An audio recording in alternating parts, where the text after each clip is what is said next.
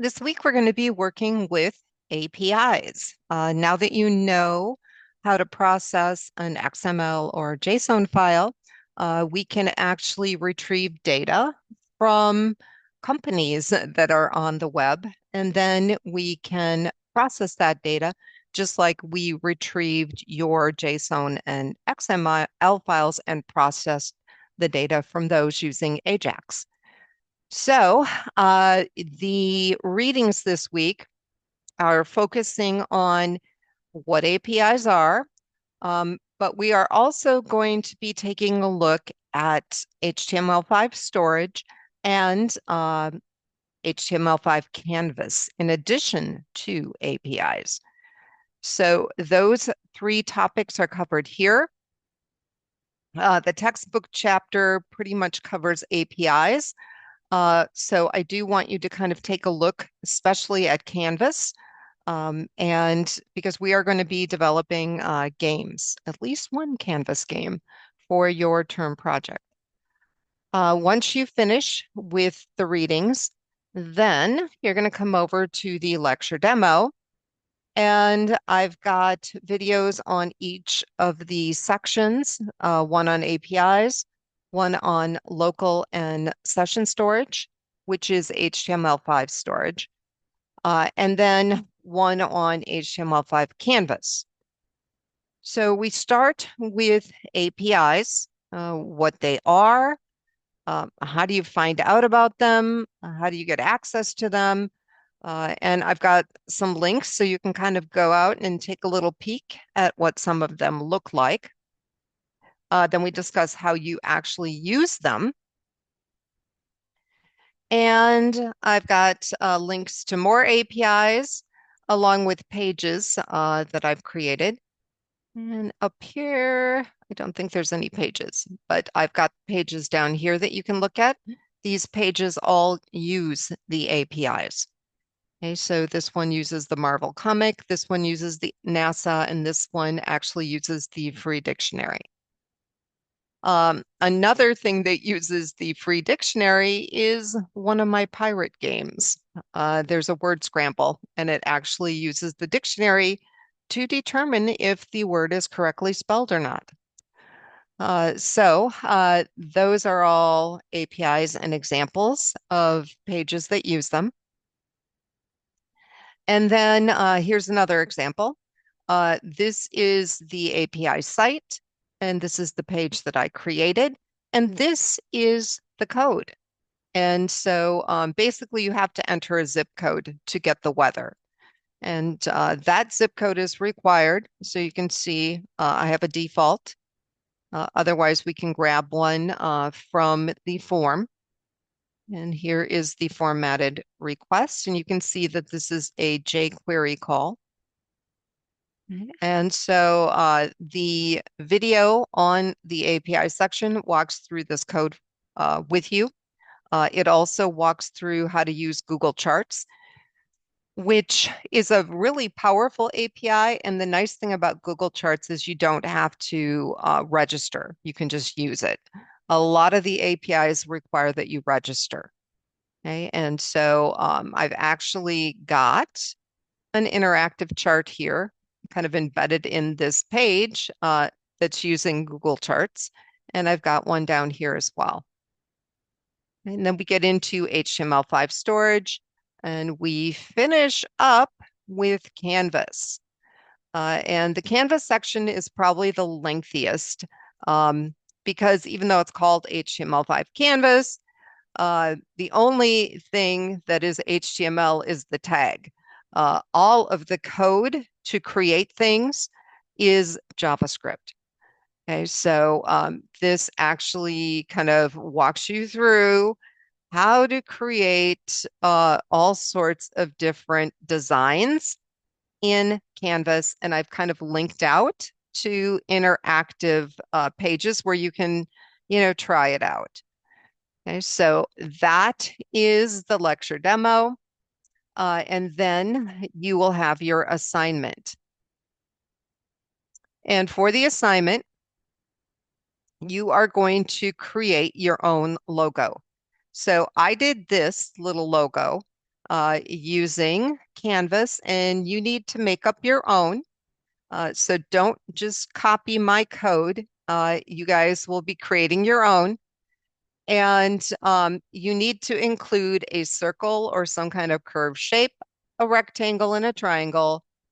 You can have them either filled in or stroked. One of the shapes should be filled with color, and then you should also have some text on it. Okay, so this shows you it took all of this code to create this little logo, but a lot of it is these circles. So that's all of this repetitive code here. So that's exercise one. Exercise two, you're going to create a form that stores 4 pieces of information in local storage. So these are the files that you need to create. Here is an example. And you can see we're storing it in local storage. I do have an example of a form, a JavaScript, and a confirmation page because you do, after they submit, you do need to go to the confirmation page. And what the confirmation page should do is read some of this local storage data. So I'll quick demo this. Let's see, we'll do Scooby-Doo here. Scooby at do.net. All right, and we'll submit it, and it's going to submit to the confirmation page. And you can see it is pulling that information. It looks like I probably need to format that number differently. It's pulling that information from storage. Let me see. Probably should not. Let me see what format I needed to do that in. All right, we'll try it this way. Can't even read my own directions. There. Does that look better? No. That's funny. Okay, we'll try it one more time. All right. Ah, there it is. No formatting at all. Okay. So anyway, uh, that is a little demo, and you're going to do your own version.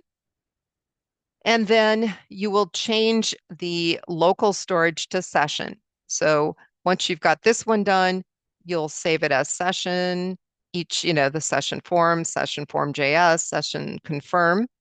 And then what you need to remember to do is go into the form and change local storage to session storage. Okay.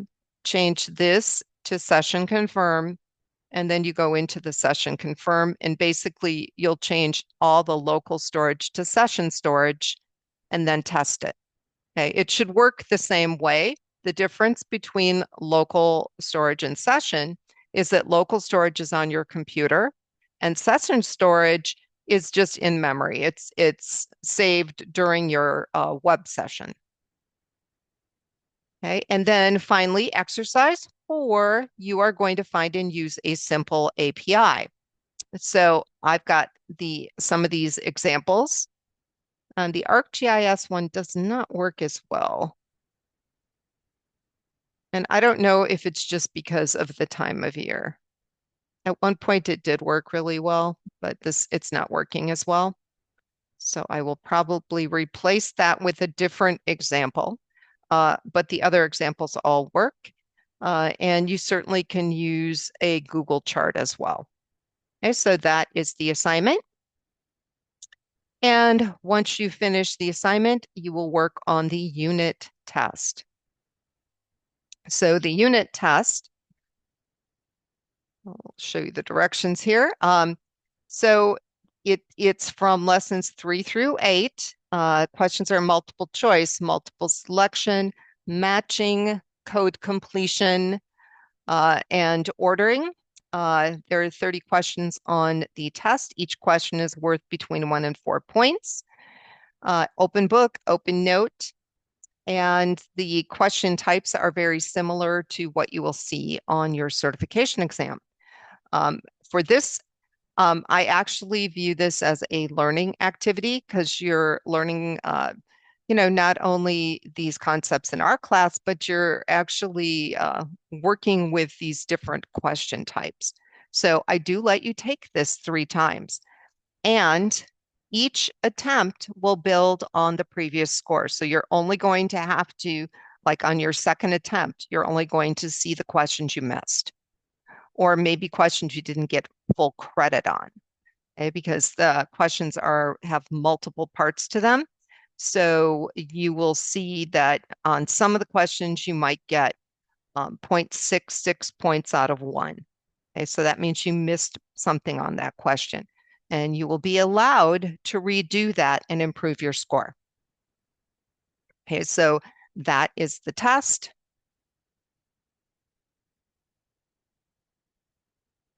And once you finish the test, then you are done with everything for this week.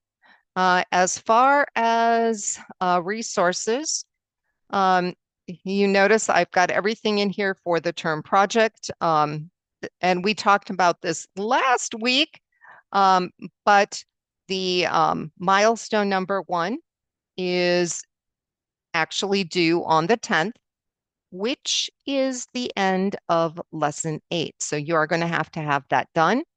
And that was your interface. And so you need the minimum requirement is HTML5 and CSS. But if you want to add JavaScript, you can. You do need to have links or tabs for each of your games. You do have to have a description on those pages of the game, but the game does not have to be even in progress. You don't have to have anything developed for the games. This is just the interface. So you're going to be working with some kind of theme, okay? And you do also need a README text file linked into your interface. So the one that I did as an example is this pirate one. You only need 3, okay? And so the way I did this, instead of clicking on different pages, okay, I just did a hover, a mouse over, and I used JavaScript to give the descriptions. A lot of students, you actually click on the page and then the page displays with the description. Okay, it's up to you how you design it. And then I've got the README over here. If you click on it, what your README needs to have right now is the name of the 3 games, and then the contact and copyright information. And this is something that you will be adding to. Okay, so that is the first milestone. So you will have that web page online, and then you will do a showcase on it so that you can share it with your classmates, because this project is really a fun one to share so people can see the project develop as you're working on it. So for the showcase, you do need some kind of a PowerPoint presentation. You need a slideshow. Each one of these talking points should be in a separate slide. The audience, interactive features, why you selected the layout and color, why the menu design will enhance the user experience, any coding issues you encountered, and how you resolved them. So I have an example, although I did this example before I developed my pirate site, so it's on a different site. But you can look at that example if you want to see, example of what you should be turning in. Here is the grading rubric for that. And you do need a video. So what the video should do is run through the PowerPoint and demo your interface. And the order that you do that in is up to you. You can, demo your interface and then go through the PowerPoint, or you can do the PowerPoint and then demo the interface. Whatever order makes sense to you, that is how you should do it.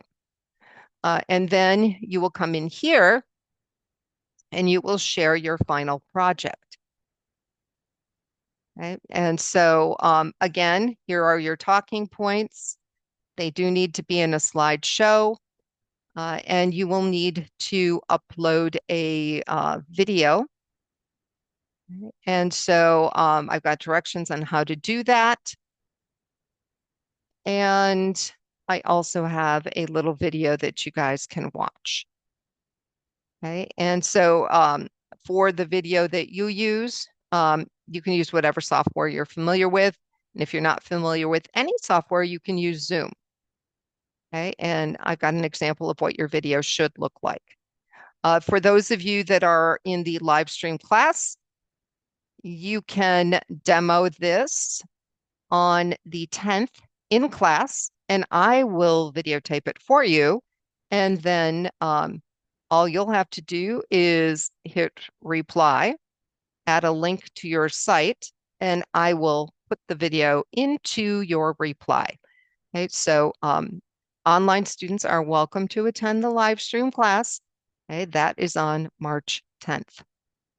Okay, so you all are welcome to attend, and I will video for you if you don't want to do it yourself.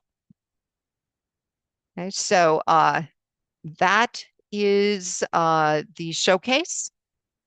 And then at the bottom here, I've got some additional links out.